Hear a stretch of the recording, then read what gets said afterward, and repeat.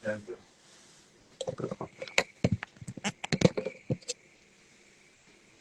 o seu microfone. Prontinho.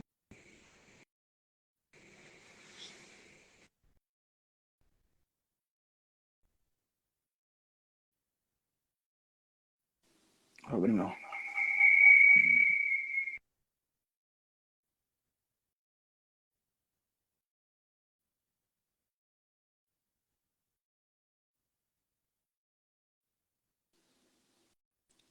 Agora melhorou.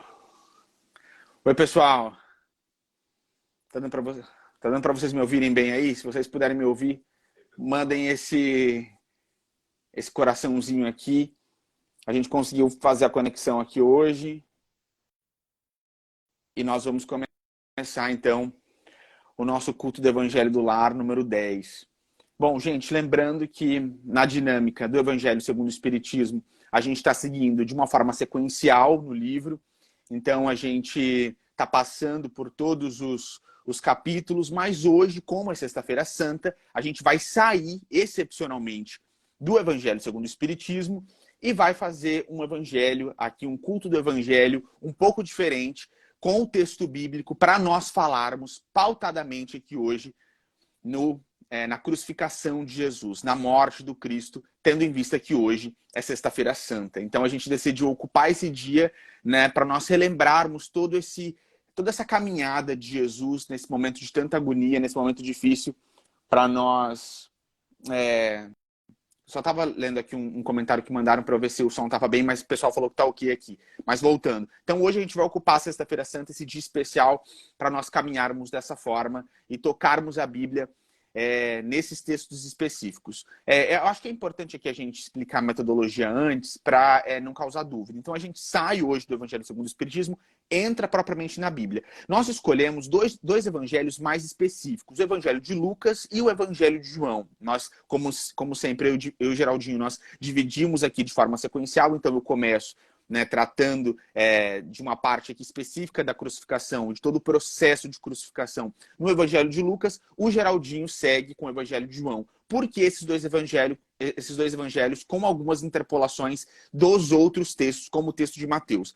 O Evangelho de Lucas, como a gente tem informação pela psicografia do Chico no livro Paulo Estevão, é um evangelho que, na verdade, ele foi dito, é a experiência, é a vivência, é a memória de Maria de Nazaré, da mãe de Jesus. Por isso que o Evangelho de Lucas começa de uma forma tão detalhada com o nascimento de Jesus, falando de Isabel, que é prima de Maria, da família, de Zacarias, que é o marido de Isabel, porque são as memórias de Maria. Então, pela psicografia do Chico, a gente tem a confirmação.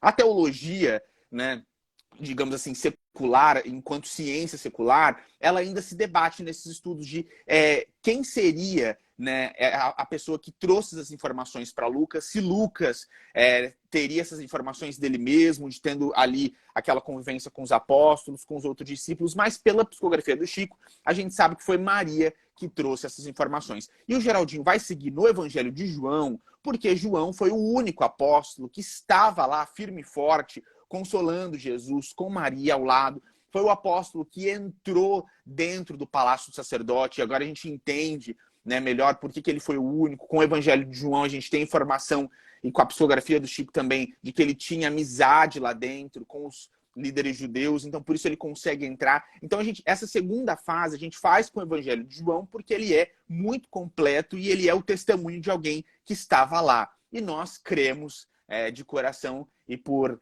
muitos fatos e bibliografias e pontas que a gente puxa em termos epistemológicos, que João Evangelista seja uma encarnação do Espírito que nós também conhecemos como Francisco de Assis e Chico Xavier. Então, pessoal, antes de nós começarmos propriamente hoje, eu vou fazer uma oração aqui breve, e depois a gente entra propriamente no texto. Lembrando que, por ser a dinâmica de Evangelho no Lar, a gente sempre aconselha que os nossos irmãos e irmãs que estão precisando de alguma cura física, e até quem não está precisando, coloque um copo de água para fluidificar em casa, porque os espíritos sempre trazem aquilo de que o nosso espírito também precisa. Então vamos lá. Nosso Deus, nosso Pai, de infinitos amor, misericórdia e justiça, inteligência suprema, causa primária de todas as coisas. Em nome de Jesus, o nosso divino amigo, o nosso mestre, Salvador e Redentor, o amor das nossas almas, nós nos reunimos aqui nesta noite de hoje, nesse dia tão especial. E lembrando de todo o processo da crucificação do Mestre, lembrando das bênçãos trazidas por ele, lembrando a imagem excelsa de Jesus, lembrando de todo o discurso que ele nos trouxe, dizendo que ele veio para os sofredores, para os pecadores, para os doentes. Nós gostaríamos todos aqui, crendo que nós precisamos ansiosamente do nosso amado Mestre Jesus, de mentalizarmos e dizermos do fundo do nosso coração: por que te abates, ó minha alma, e te comoves, perdendo a calma? Não tenhas medo, em Deus espera, porque bem cedo Jesus virá. Nós cremos, Mestre, que o Senhor sempre vem em nosso favor, e a nossa esperança está absolutamente pautada no teu nome, Jesus. Antes ainda da tua descida ao planeta, a nossa esperança já eram as profecias que diziam que o Senhor viria. E quando o Senhor veio, a maior luz do mundo desceu à face da terra, a nossa esperança se concretizou e se aumentou. E nós cremos em tudo que foi dito e em tudo que o Senhor disse. Nós cremos num Cristo que tem o poder de salvar, restaurar, de capacitar, de nos libertar, de nos trazer a esperança de um futuro espiritual muito mais feliz e muito mais honesto, livre de nós mesmos, do eu do passado, do eu tão criminoso. O nosso Cristo amado, que curou tantos doentes, que curou tantos leprosos, que curou tantas pessoas cegas, que restaurou, libertou, que foi o maior exemplificador da desobsessão na face do planeta Terra. O nosso Cristo amado, que nos exemplificou o serviço ao próximo como a maior expressão de amor. O Senhor Jesus é a nossa esperança. Lembrando dos teus passos na terra, nós esperamos, Mestre, que a nossa humilde tentativa de registrar o seu Espírito hoje tenha sucesso, porque nós estamos absolutamente ansiosos pela tua presença. Nós estamos absolutamente ansiosos, Jesus, para que o teu coração bata perto do nosso, para que as tuas mãos toquem as nossas, porque nós te amamos desesperadamente, Mestre. O nosso anseio maior é estarmos perto do Senhor, é estarmos perto do teu coração, é seguirmos para sempre, sem olhar para trás, como o Senhor nos disse, os teus postulados, os teus caminhos, porque nós cremos, acima de tudo, que o Senhor é o caminho, a verdade e a vida. A Sexta-feira Santa representa um momento difícil da tua passagem pela terra, mas ao mesmo tempo é a exemplificação, a vivência de uma missão gloriosa, Mestre. É o exemplo máximo da abnegação, da renúncia, do teu amor por nós e de alguém que há muitos e muitos bilhões de anos já entendeu a matéria e o espírito, e que o nosso caminho é o de valorização das coisas espirituais. Por esse exemplo do teu santo evangelho, nós te agradecemos eternamente, Jesus. E de joelhos nós dizemos também pela bênção que é para sempre o Senhor ter vindo ao nosso planeta. Hosana a Deus nas alturas. Bendito é aquele que vem em nome do Senhor. Bendito és tu, Jesus Cristo de Nazaré. Sê conosco sempre. Nós não poderíamos aqui, Mestre, reunidos em teu nome, deixar de pedir pelos nossos irmãos e irmãs que no dia de hoje também passam pelos seus sacrifícios, também carregam as suas cruzes. Nós pedimos, Mestre, que a paz que vem direto do teu coração alcance os nossos irmãos e irmãs que sofrem desesperados na face da terra. Sê conosco no esforço do evangelho de hoje, Mestre. Nós te amamos para sempre. Que a tua paz esteja nos nossos corações, hoje e sempre. Nós te amamos, Jesus. Fica conosco, Mestre. Que assim seja.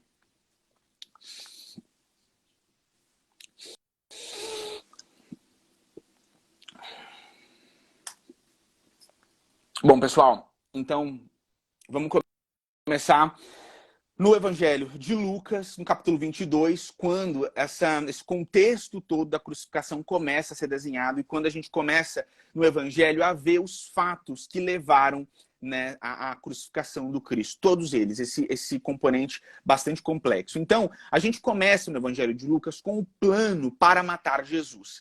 Então, estava se aproximando essa festa, né, que os judeus chamavam de festa dos pães sem fermento, que é a chamada Páscoa, né, que também está se aproximando aí no nosso calendário. E os chefes dos sacerdotes e os mestres da lei, por tudo que tinha acontecido, e aí na cronologia do Evangelho a gente vê que a ressurreição de Lázaro foi um ponto alto em que Jesus chamou atenção por um milagre. Então eles ficaram ali afoitos para matar o Cristo, para prender Jesus, para incriminar Jesus, para conseguir de alguma forma tirar o Cristo de cena. Então eles estavam procurando um meio para matar Jesus, mas o Evangelho de Lucas aqui traz para a gente que eles tinham medo do povo, porque o povo, depois de ter visto Lázaro sendo ressuscitado, acreditava piamente que Jesus era um profeta verdadeiro.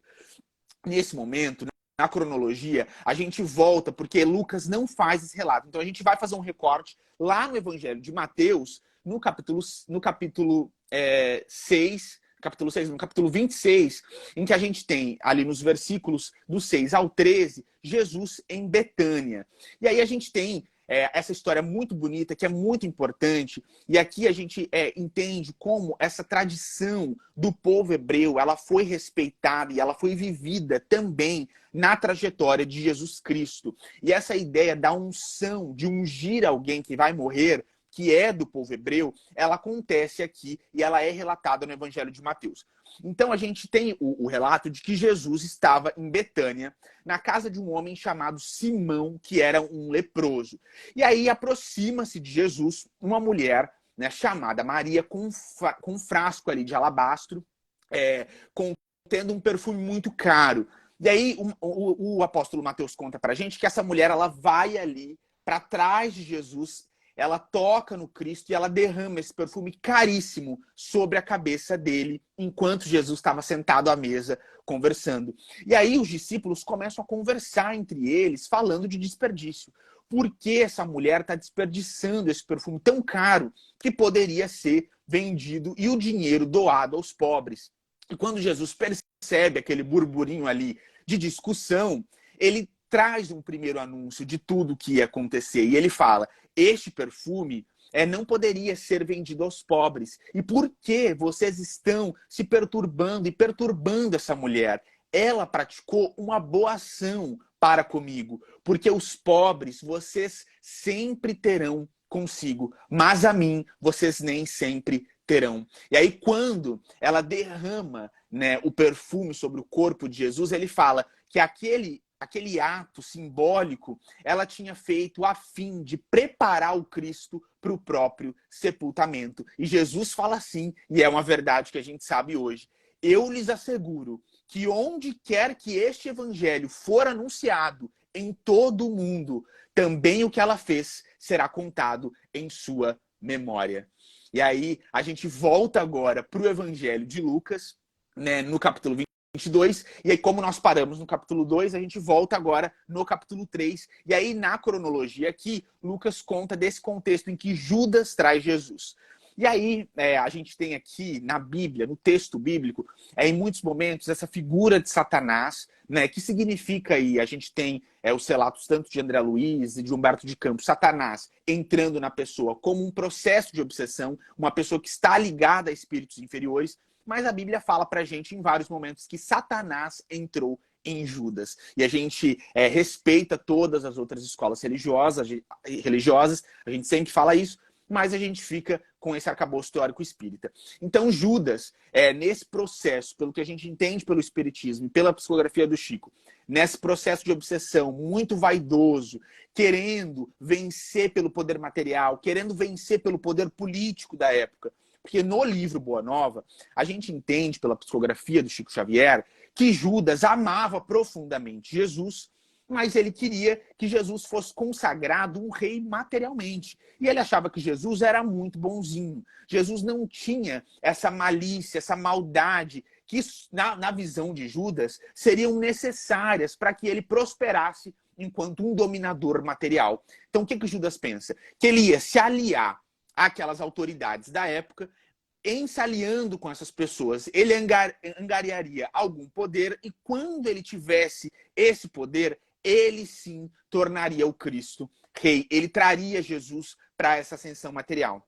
Então, esse é o contexto de muita vaidade, muito orgulho, que a gente entende que abriu as portas para essa obsessão espiritual de Judas. Então, ele se dirige, né, aos chefes dos sacerdotes e aos oficiais da guarda do templo, e aí ele trata com eles como ele poderia, né, ele faz uma combinação, um acordo sobre como ele poderia entregar para aquelas pessoas o corpo de Jesus. A proposta alegrou muito aqueles homens, né? Nossa, então um deles, um dos 12, um dos mais próximos desse homem vai fazer essa entrega. E eles prometem para Judas dinheiro. E esse dinheiro, nessas 30 moedas de prata, que estão descritas lá no Velho Testamento e que também foram uma profecia nos Salmos e nos profetas maiores. E aí, todo mundo ficou alegre, Judas fica alegre com aquele acordo, eles também ficam alegres. E ele consentiu, né, dizendo que ele esperaria uma oportunidade em que ele pudesse entregar para aquelas pessoas o Cristo quando a multidão não estivesse presente, porque eles sabiam que o povo considerava Jesus um profeta. E aí Jesus manda preparar a Páscoa, né? Na cronologia aqui do Evangelho de Lucas, Lucas relata para a gente que Jesus, quando chega finalmente, né, o dia dos pães sem fermento, no qual devia ser sacrificado o Cordeiro Pascal, que também é uma tradição do povo hebraico, que está descrita de uma forma muito rica no Velho Testamento, Jesus envia Pedro e João, né, pedindo para que eles preparassem a refeição da Páscoa. E é muito interessante porque em todo momento a gente vê essa grandeza espiritual de Jesus, porque eles perguntam, onde o Senhor quer que a gente prepare a Páscoa? E aí, sabendo já que Jesus traria uma ordem, uma ordenação para eles bastante específica. E o Cristo responde que eles entrariam na cidade, eles encontrariam um homem carregando um galão de água, né, um pote de água, daqueles potes muito comuns no contexto ali do povo hebreu, que eles usavam para as cerimônias, para purificar, e que eles deveriam seguir esse homem que estava carregando esse pote de água até a casa em que ele entrasse. E aí Jesus fala para eles que quando eles entrassem nessa casa, eles deveriam procurar o dono e falar para o dono, o mestre pergunta, onde é o salão de hóspedes no qual poderei comer a Páscoa com os meus discípulos? Então, olha, né, essa autoridade espiritual de Jesus, essa possibilidade de presciência do futuro e essa consciência muito ampla e muito superior à nossa de entender que haveria alguém ali que estaria preparado para tudo isso. E aí Jesus fala para eles que esse homem mostraria uma sala, um salão bastante próprio para que no andar superior da casa, e que eles deveriam preparar a Páscoa ali. Jesus fala para eles que essa sala estaria toda mobiliada e que eles deveriam fazer todos os preparativos. Então eles saíram e encontraram tudo como Jesus tinha dito. Esse é o relato de Lucas, que eles foram para aquela cidade, encontraram um homem, encontraram o dono da casa, e aí eles preparam, né, o ambiente ali para a última ceia, para esse momento icônico do Evangelho. E aí, quando a gente vai falar da ceia do Senhor, o Evangelho de Lucas traz um relato bem interessante, né, tanto quanto rico de detalhes, mas eu acho que o Evangelho que mais traz riqueza de detalhes nesse aspecto, e que acho que a gente pode se deter um pouco mais nesse momento, é o Evangelho de João. Então a gente volta para o Evangelho de João no capítulo 13. Porque o Evangelho de João, no capítulo 13, quando fala da última ceia, traz informações muito preciosas. Então Jesus, naquele contexto ali da última ceia, está sentado à mesa com seus discípulos. E aí, no meio, né, desse jantar, e eles estão conversando, a gente imagina que foi um momento muito, muito importante, especial para todos eles. Nesse contexto da última ceia, no Evangelho de João, está descrita uma atitude de Jesus que é muito importante para a gente entender a proposta de Jesus. Porque na última ceia, no Evangelho de João, tem um relato desse momento em que Jesus se levanta da mesa, ele tira a própria capa, coloca uma toalha amarrada na cintura e vai lavar os pés dos seus discípulos. Então, ele se ajoelha ali, pega uma bacia, lava os pés de todos os discípulos. O Evangelho de João conta pra gente, quando ele para na frente de Pedro, Pedro fala, Senhor, o Senhor vai lavar os meus pés? De jeito nenhum. E aí Jesus fala, se eu não lavar os teus pés, você não será mais meu discípulo. E nisso Pedro fala, não, então não lava apenas os meus pés, lava as minhas mãos e também a minha cabeça. E aí Jesus fala para ele um outro trecho que é muito importante. Quem já está todo limpo e já tomou banho, não precisa mais lavar o corpo, mas apenas os pés. Todos vocês estão limpos, todos com exceção de um. Quando Jesus fala isso, o Evangelho de João traz para a gente a informação de que é porque ele sabia que Judas trairia. Então Judas, na verdade, não estava limpo, não do corpo, mas de espírito. Estava passando por um processo de obsessão bastante relativo à vaidade, ao orgulho que ele sentia e à vontade pelas coisas materiais. Então, Jesus lava os pés dos seus discípulos, e por isso que o Evangelho de João é tão importante. E aí é muito interessante porque quando Jesus termina de lavar os pés dos discípulos, o Evangelho de João traz um subtítulo bem interessante, o novo mandamento. E é nesse momento, após lavar os pés dos discípulos, que Jesus traz esse novo mandamento para aquele grupo circunspecto, quando ele diz: amem os seus irmãos, né? E aí vai depender da tradução, mas amem uns aos outros, e aí assim como eu os amei. Quando ele acrescenta esse momento, assim como eu os amei. Porque a gente lembra que lá no Evangelho de Mateus, no capítulo 22, quando a gente tem esse mandamento, quando os chefes dos sacerdotes e os mestres da lei, principalmente, perguntam para Jesus qual é o mandamento, e ele fala: ama a Deus sobre todas as coisas e o teu próximo como a ti mesmo.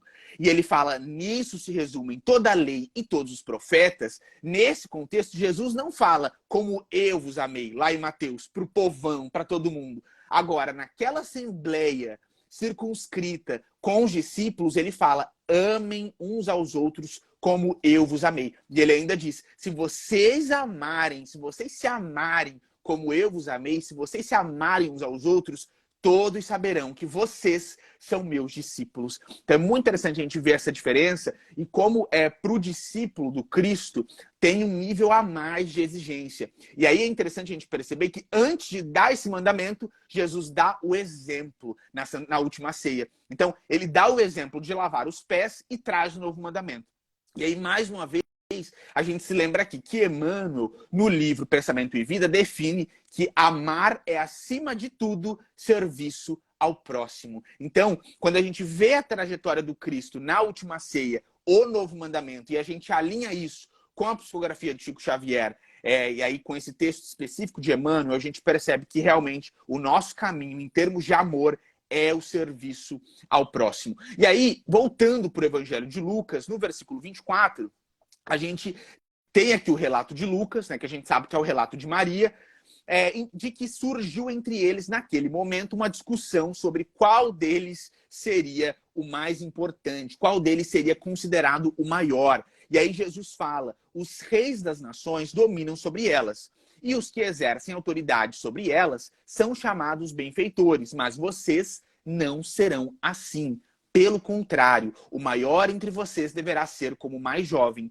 e aquele que governa como o que serve. Pois, quem é maior? O que está à mesa ou o que serve? Não é o que está à mesa, mas eu estou entre vocês como quem serve. Então, mais uma vez, quando a gente alinha o Evangelho de João com o Evangelho de Lucas, fica clara essa ideia de que amar é servir, como Emmanuel fala. E aí ele fala, vocês são os que têm permanecido ao meu lado durante todas as minhas provações. E eu lhes vou deixar, e eu lhes designo um reino, né? Assim como meu pai o designou a mim. E aí ele diz, para que vocês possam comer e beber à minha mesa no meu reino e sentar-se em trono, julgando as 12 tribos de Israel. E aí a gente entra em outro momento muito interessante, porque quando a gente, mais uma vez, conjuga com o Evangelho de João, lá no Evangelho de João, Jesus fala que um deles o trairia. E aí a gente tem ali que Pedro cutuca João Evangelista, né, que era o apóstolo amado, que não fala o nome dele, né, no Evangelho. Pedro cutuca e fala, pergunta aí, né, faz gesto para ele, pergunta quem é que vai trair o Cristo. E aí Jesus fala para João Evangelista, olha o nível de João Evangelista, gente, da intimidade, que a gente sabe aí que é o nosso amado Chico Xavier.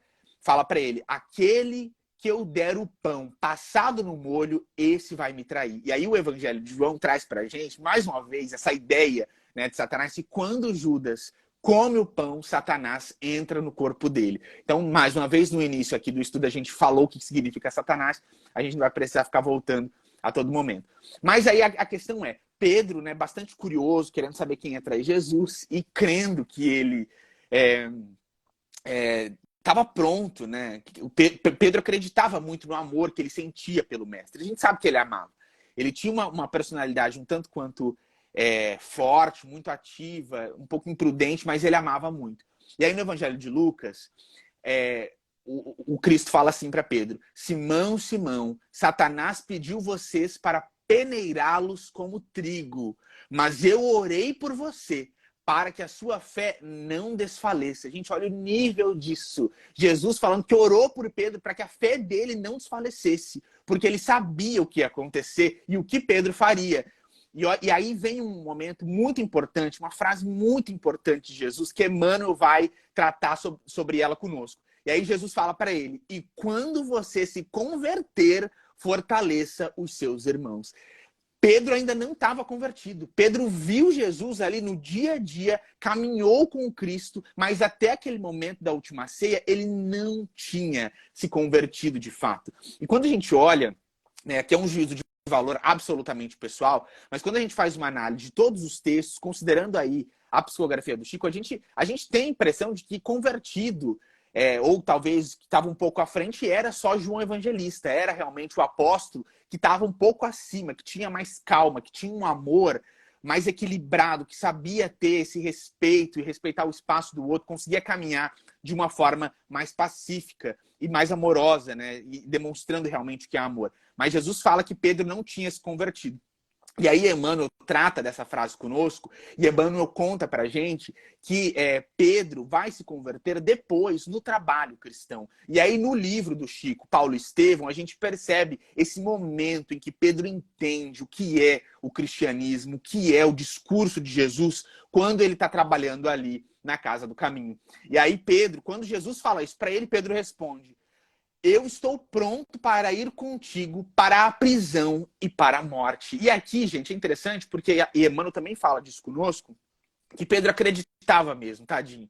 Ele acreditava que ele estava pronto para matar e para morrer, para ir para a prisão. Ele era corajoso, ele tinha esse ímpeto. Mas, no fim das contas, na verdade, ele não estava. E mais para frente a gente vai falar dessa negação um pouco mais. E aí Jesus fala para ele, né, que é quando, né, Pedro recebe esse grande aviso. Eu lhe digo, Pedro, que antes que o galo cante hoje, 3 vezes você negará que me conhece. Um momento um tanto quanto tenso. E aí Jesus avisa os discípulos. Então ele pergunta para eles: quando eu os enviei sem bolsa, saco de viagem ou sandálias, faltou alguma coisa para vocês? E aí eles responderam: não faltou nada.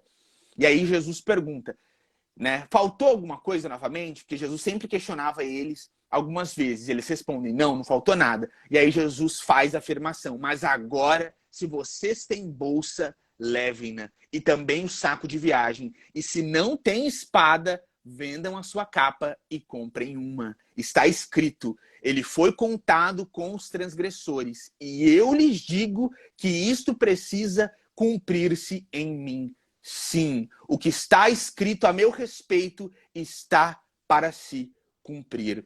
E aí os discípulos dizem para ele: vê, Senhor, aqui nós já temos 2 espadas. E aí Jesus fala para eles: isso é o suficiente. E aí a gente tem aquele momento que é muito emocionante, quando Jesus vai para o Monte das Oliveiras e posteriormente segue para o Getsemane. Então, como de costume, né, ele foi para o Monte das Oliveiras. A gente vê nos outros evangelhos, em outros momentos, que Jesus ia sempre orar com os discípulos, mas quando ele chega a esse lugar que nós entendemos ser o Getsemane, né, que a Bíblia vai trazer em outros evangelhos com esse nome, ele fala: orem para que vocês não caiam em tentação. E aí ele se afasta a uma pequena distância. Quando ele vai, né, para esse lugar, ele se ajoelha e começa a orar. E a gente sabe que ele se afasta da maioria dos discípulos, mas ele leva consigo Pedro, Tiago e João. Né? No caso, João Evangelista e Tiago Maior, que são os filhos de Zebedeu, e Pedro, né, que a gente conhece bem. Então ele se afasta e pede para eles orarem com ele. E aí, quando Jesus diz: Pai, se queres, afasta de mim este cálice. Contudo, não seja feita a minha vontade, mas a tua. Aquela noite de muitos sentimentos. E aí o Evangelho de Lucas conta pra gente que aparece um anjo, né, ali, fica do lado de Jesus e começa a fortalecê-lo, porque era um momento crucial da missão do nosso mestre. E aí, Jesus, o Evangelho de Lucas fala que estava começando a sentir angústia, ele começa a orar ainda mais. E aí o Evangelho de Lucas traz esse relato, que também é muito famoso, que o suor de Jesus era como um conjunto ali de gotas de sangue que caíam no chão. E quando ele se levanta da oração, ele volta, né, para os três, Pedro, Tiago e João, e encontra os três dormindo. Né? E aí ele pergunta, por que vocês estão dormindo? Né? Vocês não conseguiram vigiar comigo? E a gente sabe que isso acontece. No Evangelho de Lucas, a gente não tem essa descrição. Mas no Evangelho de Mateus, a gente vê que Jesus pede para eles orarem com ele no total de 3 vezes. Ele pede, aí ele vai e ora sozinho. Aí ele volta e pede de novo quando ele encontra eles dormindo. Volta e ora sozinho. Aí ele volta, pede de novo. E na terceira vez, quando ele volta, é quando ele fala, está tudo consumado. Né? Aí vem aquele que me trai. Mas é interessante a gente entrar aqui, já que a gente está nesse dia de rememorações hoje na Sexta-feira Santa, porque no livro Boa Nova, na psicografia do Chico, a gente entende os motivos pelos quais os 3 apóstolos, Pedro, Tiago e João, sentiram esse sono. E aí, Humberto de Campos conta pra gente que João Evangelista, mais uma vez, né, de quem a gente está falando tanto hoje, João Evangelista não conseguia se perdoar por ter dormido. Ele perguntava como Jesus, que me amava tanto, como eu deixei o mestre na mão, quando ele mais precisava de mim, como eu não consegui ficar acordado quando Jesus mais precisava, quando ele estava sofrendo. E Humberto de Campos conta pra gente, no Boa Nova, que João se martirizava com isso, que ele não conseguia se perdoar. E ele sempre orava e pedia perdão.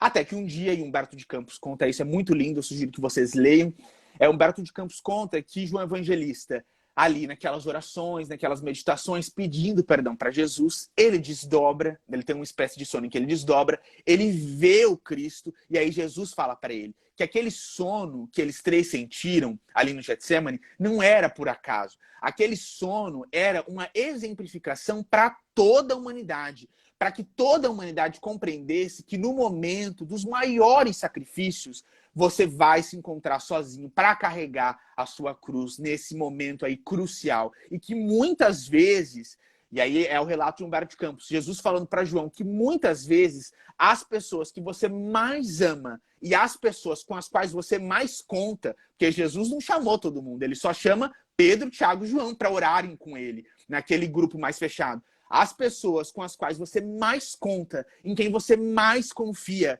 elas não vão estar lá com você e você vai ter que passar pelo seu sacrifício sozinho. Então Jesus aparece para João, faz esse esclarecimento e é um texto muito lindo que a gente sugere que todo mundo leia. E aí, seguindo na cronologia de Lucas, Jesus é preso. Né? Então, enquanto ele ainda falava ali com eles, nesse contexto, né, deles terem dormido e acordado, enquanto Jesus ainda falava, aparece uma multidão conduzida por Judas, né, um dos 12 apóstolos, e aí Judas se aproxima para saudar Jesus com aquele famoso beijo da traição. Então Judas se aproxima de Jesus porque ele tinha combinado com os soldados, aquele que eu beijar é este, prendam-no. E aí ele se aproxima de Jesus, beija o Cristo e tudo começa. E aí é interessante a gente pensar que nesse momento em que Jesus é preso, a psicografia do Chico também faz um recorte muito interessante.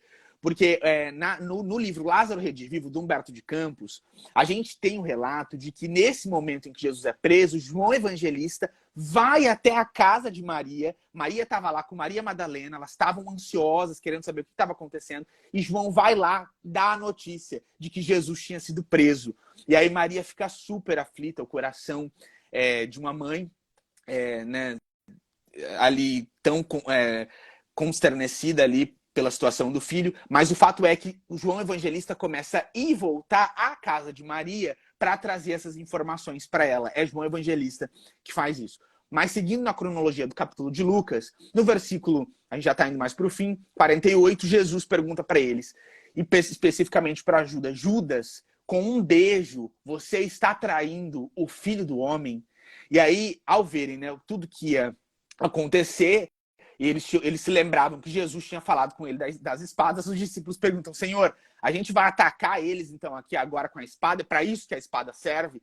E aí Jesus fala da espada lá atrás, mas aqui Jesus esclarece, né? Porque Pedro decepa a orelha de um soldado da guarda romana, decepa ali, e aí Jesus imediatamente cura. A gente até também tem um conto muito interessante de Humberto de Campos sobre esse ocorrido. Jesus cura a orelha do homem, coloca ela de volta no lugar. Então, Jesus absolutamente poderoso, mostrando o quão poderoso ele era, mesmo no momento em que ele estava sendo preso. E aí ele fala, basta, né, tocando na orelha do homem. E aí quando ele fala, aquele que com a espada ferir, será ferido. E aí essa tradução é uma das traduções que mais muda de Bíblia para Bíblia. Tem muitas... essa frase ela é colocada de muitas formas diferentes, mas o contexto é esse.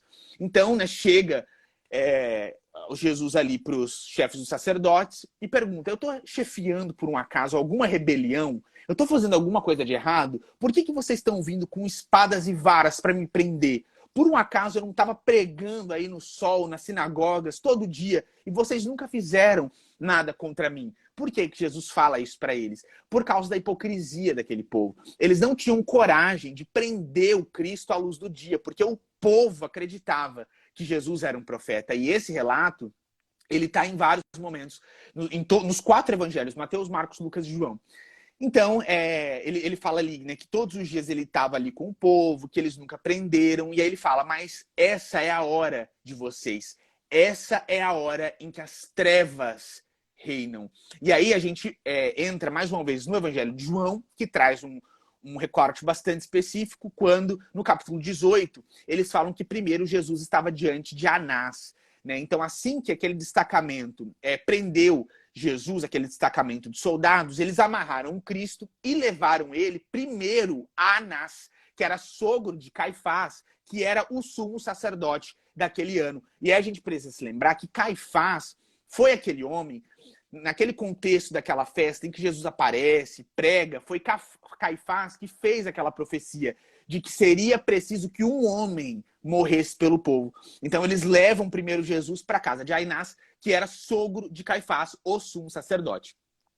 E aí, né, a gente volta, esse recorte breve, né, mas é importante, está no Evangelho de João, e agora a gente volta mais uma vez para o Evangelho de Lucas, quando Pedro nega Jesus. E aí eles prendem o Cristo, né, e levam para casa do sumo sacerdote, e a gente sabe que João Evangelista pôde seguir e entrar, porque ele conhecia.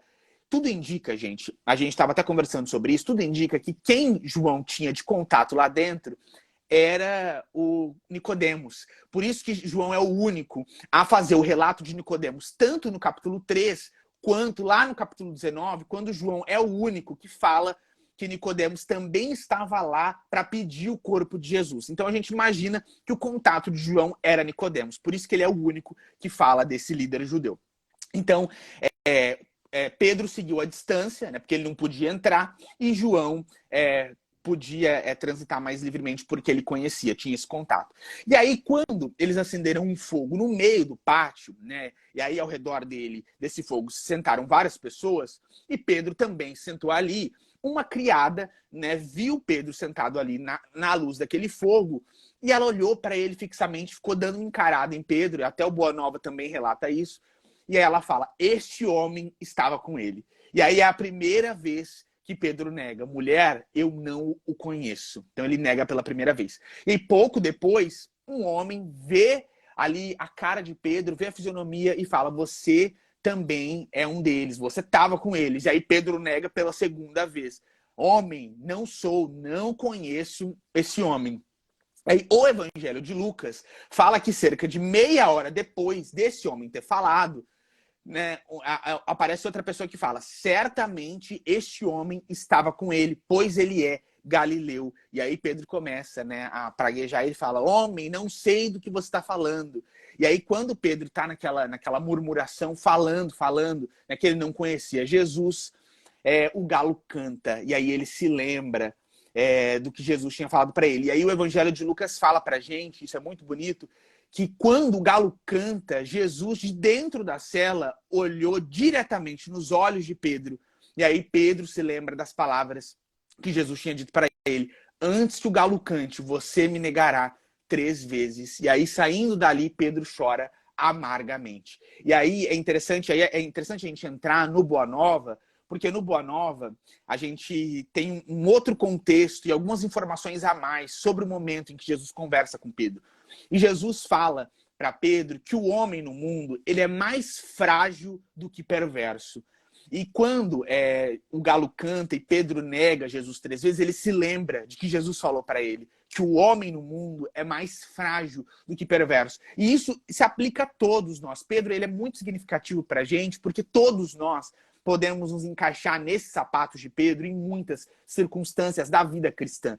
Muitas vezes a gente acredita piamente que a gente está pronto para morrer por Jesus, para seguir em frente, para viver o evangelho até o último fio de cabelo. E na menor tentação, ou no primeiro momento de ter que fazer uma escolha que seja mais difícil, a gente acaba caindo. E Pedro é muito interessante porque no Boa Nova a gente vê que nesse momento ele pensou na família dele. Ele não pensou que ele não amava Jesus. Quando ele nega o Cristo, ele estava pensando que ele tinha uma esposa, ele tinha filhos, ele tinha uma sogra que tinha problema de saúde, que até é descrita no Evangelho. Então ele era frágil. Ele era um homem que não podia, no final das contas, abandonar tudo no juízo de valor dele e morrer por Jesus. E aí é por isso que Jesus fala para ele, você é frágil, você pensa que não.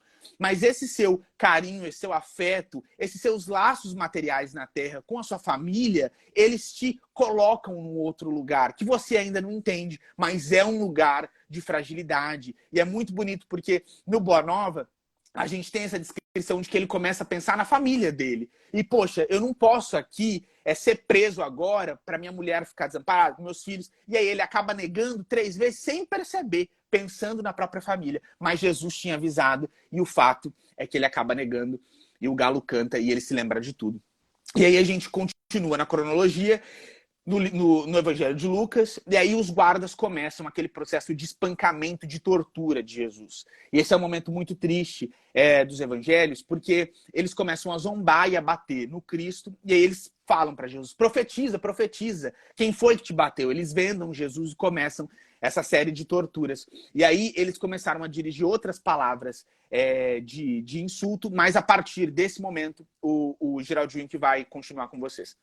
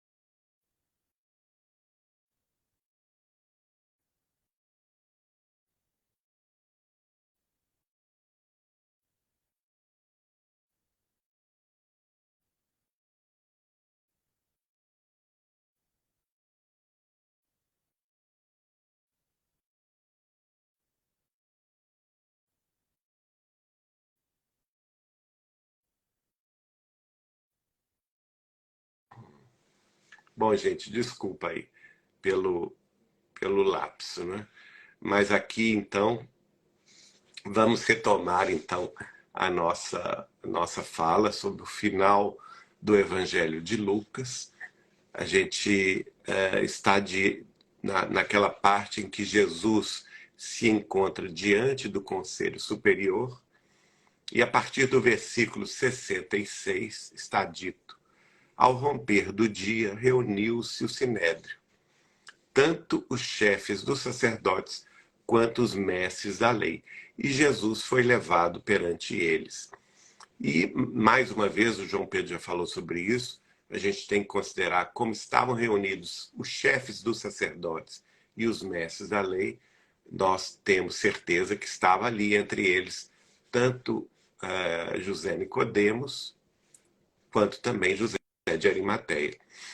E, pela informação de Chico Xavier, o evangelista, o discípulo amado, João Evangelista, era o único que acompanhava isso dentro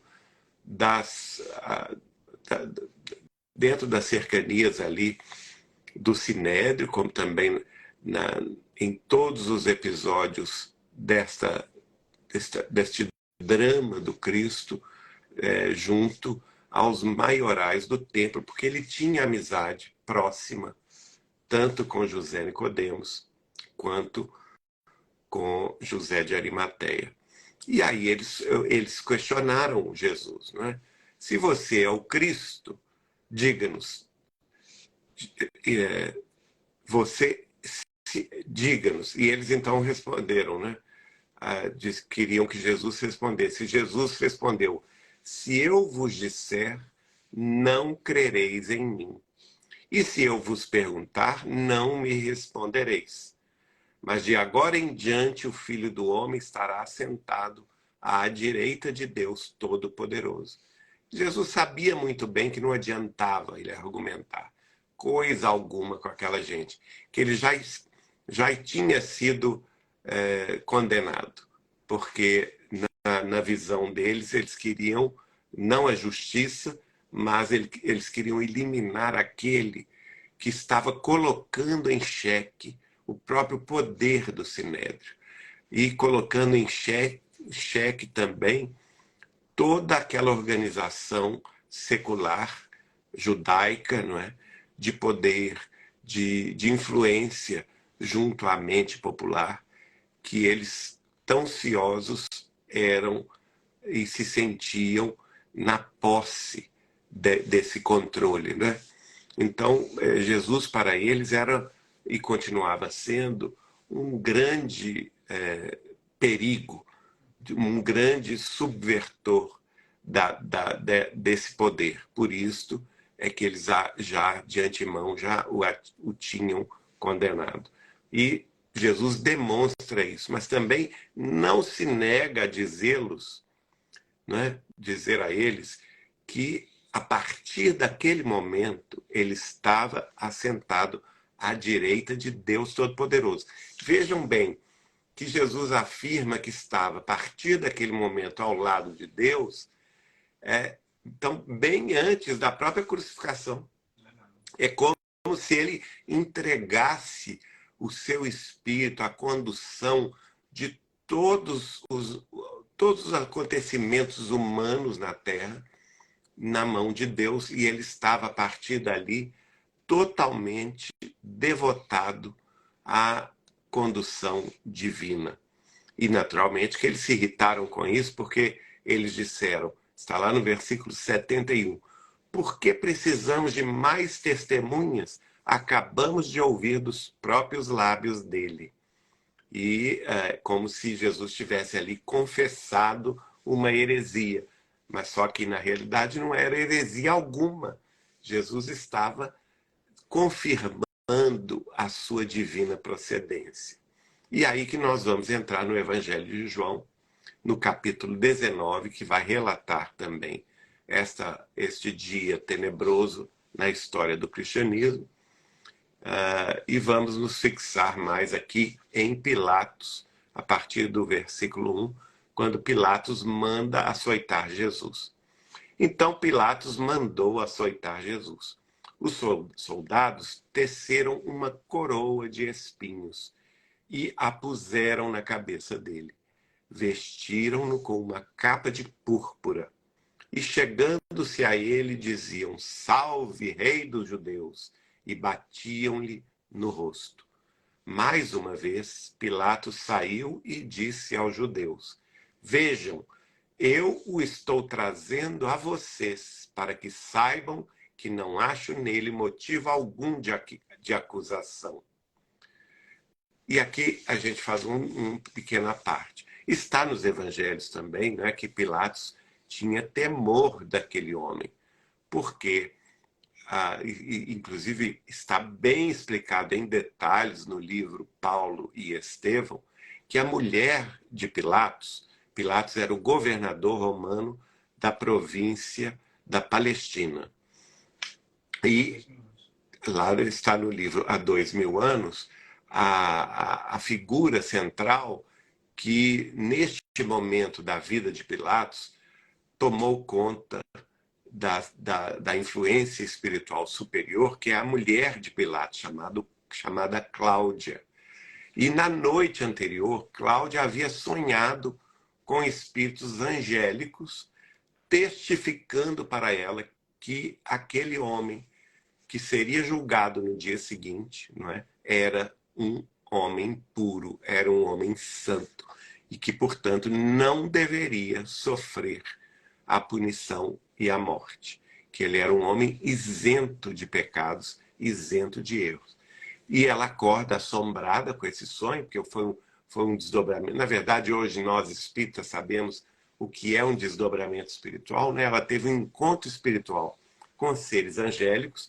Naturalmente, para ter esse encontro, a Cláudia haveria de merecê-lo, não era um espírito já talvez muito tarimbado aqui na Terra, muito evoluído.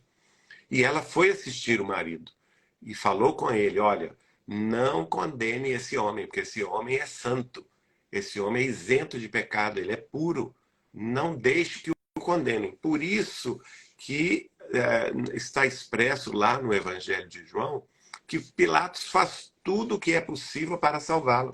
Ele não queria condenar. Pilatos, não queria condenar Jesus. Quem queria condenar Jesus eram, naturalmente, os judeus. Tanto é que ele fala para eles: vejam, eu o estou trazendo a vocês para que saibam que não acho nele motivo algum de acusação. Ele tinha perfeita ciência de que Jesus era inocente. E no capítulo, no versículo 5, está dito: quando Jesus veio para fora, usando a coroa de espinhos e a capa de púrpura, disse-lhes Pilatos: eis o homem. Aliás, tem uma página belíssima de Emmanuel, quem quiser conhecê-la, está no livro Pão Nosso, né? Eis o homem é o título deste capítulo, que tem um significado todo especial, essa frase de Pilatos: eis o homem. Ao vê-lo, os chefes dos sacerdotes e os guardas gritaram: crucifica-o, crucifica-o. Mas Pilatos respondeu: levem-no vocês e crucifiquem-no. Quanto a mim, não encontro base para acusá-lo. Vejam que Pilatos, novamente, pela segunda vez, se recusa a levá-lo a julgamento e a levá-lo à acusação. Né? É como quem diz: se vocês acham que ele tem culpa, vocês o levem e acusem-no. Os judeus, no entanto, insistiram: temos uma lei, e de acordo com essa lei, ele deve morrer porque se declarou filho de Deus. Para os hebreus, isto era uma blasfêmia. Ao invés de pesquisar eles mesmos nas tradições hebraicas de todos os profetas de todos os tempos, que deixaram claro pistas tão perfeitas a respeito da chegada do Messias, né? Eles talvez tivessem reconsiderado essa acusação. Mas eles não queriam saber da verdade. Eles queriam se manter na escuridão. Ao ouvir isso, Pilatos ainda ficou mais amedrontado, porque ele não sabia que Jesus se declarara filho de Deus. E aí ele vai se lembrar, diz Emmanuel, do sonho da mulher. Ele fica com medo: meu Deus, eu estou condenando o filho de Deus, né? Se esse homem for o filho de Deus, eu estou condenando. Ele fica mais amedrontado por isto. Então, voltou-se para dentro do palácio e perguntou a Jesus: de onde você vem? Mas Jesus não lhe deu resposta. Jesus ficou em silêncio nesta hora, né? Você se nega a falar comigo? Prosseguiu Pilatos.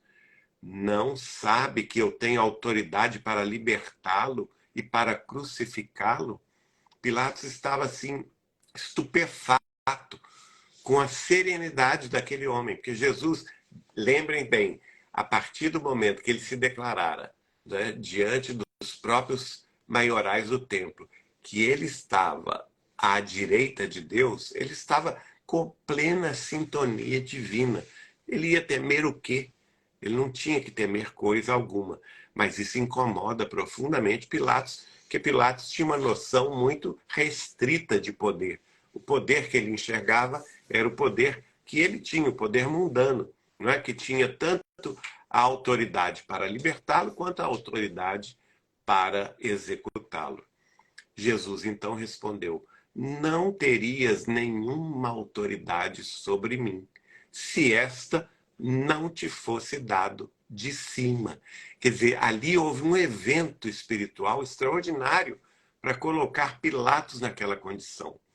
E notem bem, no dia anterior, a mulher de Pilatos, Cláudia, havia recebido a visita de anjos, solicitando a libertação de Jesus. Então, ele foi colocado ali porque ele era sensível à verdade.